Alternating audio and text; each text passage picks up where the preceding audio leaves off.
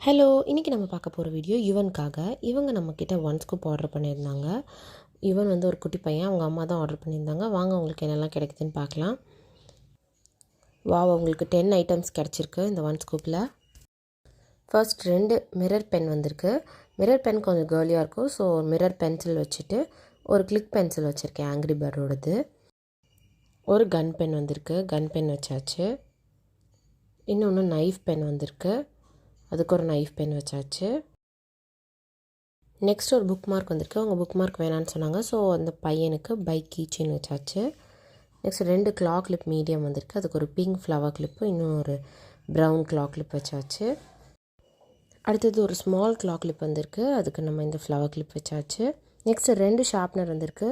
அதுக்கு நான் வந்து ஒரு ஷார்ப்னர் அண்ட் தென் ஒரு எரேசர் செட் கொடுக்குறேன்.